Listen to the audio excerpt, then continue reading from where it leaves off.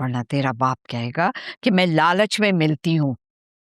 भी साफ बात है, मैं हूँ एक शरीफ औरत, ये इल्जाम बर्दाश्त नहीं कर सकती।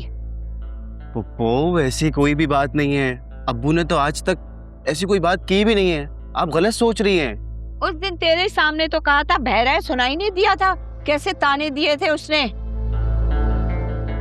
वो बस एक क्या मकान का मैंने जिक्र कर दिया, उसके बाद से तेरा बाप तो फोन ही नहीं उठा रहा है। अब तुम मुझे ये बता कि मैंने कोई लालच की? अरे मुझसे इतनी कीमती चीज मांग रहा है तो मुझे हक नहीं पहुंचता है कि मैं उसके मुस्तकबिल की बात करूं? नहीं भाई, मुझे पता चल गया है कि तेरे बाप को ना उसका मकान मेरी बेटी से ज्यादा कीमती लगता है। अरे पप्पू ऐसी कोई भी बात नहीं है, अब्बू खुद कहते हैं आपके लिए सामान लेके जाओ, चीजें लेके जाओ। और रही बात फोन की, तो इसलिए नहीं उठा रहे कि आजकल दुकान में काम थोड़ा ज्यादा है ना, आपको पता है वो अकेले होते हैं, तो इस वजह से फोन नहीं उठा रहे। अच्छा बस चुप कर जा, अपने बाप की हिमायत लेना बंद कर दे तू। और हाँ, याद से अपने बाप को कह देना कि जो ये दिन ब दिन तरक्की कर रहा है ना, सिर्फ मेरी दुआओं की वजह से, वरना पूरे खानदान में उसको कोई दुआ देने वाला नहीं है।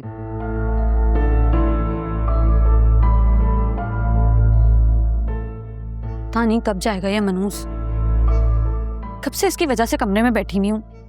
और अगर मैं बाहर गई ना तो मुझे पता है कि ये मुझसे फ्लर्ट करेगा।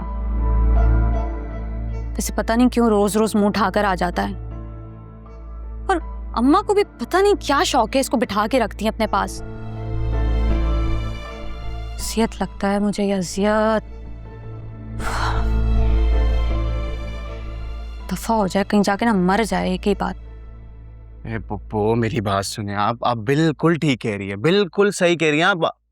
आपके अलावा हमारा कौन है? इसलिए तो मैं आपसे मिलने आता हूँ, ये सारी चीजें भी आपके लिए लेकर आता हूँ।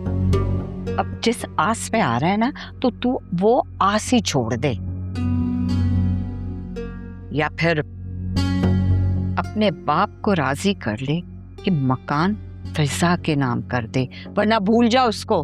अब मेरे फिजा के लिए रिश्तों की कमी नहीं है, मैं खाली हाथ ऐसे ही किसी को नहीं दे सकती हूँ, रिश्तों की लाइन लगी हुई है। एक रिश्ते को तो तू भी अच्छी तरीके से जानता है, वो सेठ अरसलान, रईस अरसलान, याद नहीं है जो दिन जिसने तुझे ठोक दिया था, याद है ना?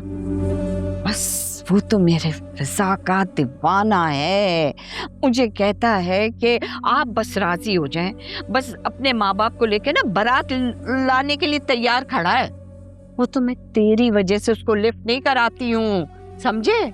वो देखो, सारी बातें एक तरफ, आप बेशक मेरी गर्दन काट दे, लेकिन फिजा का नाम किसी और के साथ मत ले।